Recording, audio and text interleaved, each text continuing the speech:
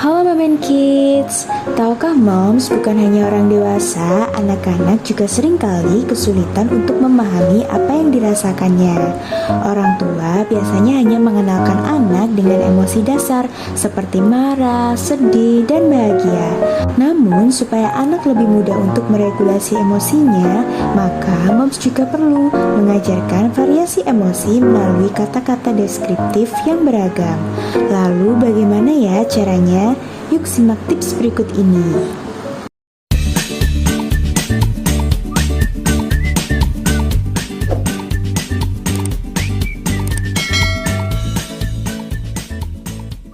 Satu, langsung memberi label pada tiap emosi yang ditunjukkan oleh anak. Misalnya, pada saat anak tersenyum ketika diberi hadiah, mom bisa mengatakan, "Wah, kakak lagi senang ya karena dapat hadiah dari ayah." Atau pada saat anak menangis karena terjatuh, moms bisa berkata, "Kakak kesakitan ya karena habis jatuh." Sampai nangis begini, dengan melabel setiap ekspresi emosi, anak jadi bisa memahami dan mengenali bahwa ketika ia sedih, ketika ia senang, itu diakibatkan oleh suatu hal tertentu. 2. Menunjukkan macam-macam emosi dari gambar yang berbeda-beda. Misalnya gambar wajah marah, sedih, bahagia, jijik, malu, tidak percaya diri, lelah, dan sebagainya. 3. Membuat kebiasaan bercerita tentang apa yang dirasakan si kecil setelah melakukan suatu aktivitas tertentu. Moms juga bisa menceritakan apa yang moms rasakan dengan menggunakan kata yang variatif dan menghindari untuk menyebut perasaan dasar seperti marah, sedih, atau bahagia.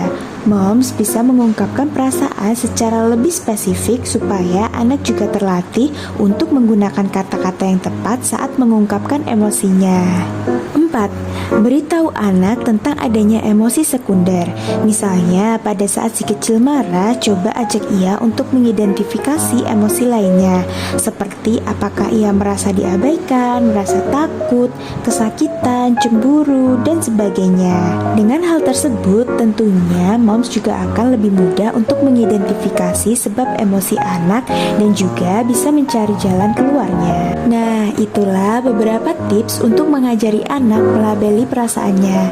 Mengajari anak untuk mengenal emosinya sejak dini akan membantunya menjadi kuat secara mental. Karena anak-anak yang memahami emosi akan memiliki keterampilan untuk menghadapi dan menangani emosinya dengan percaya diri.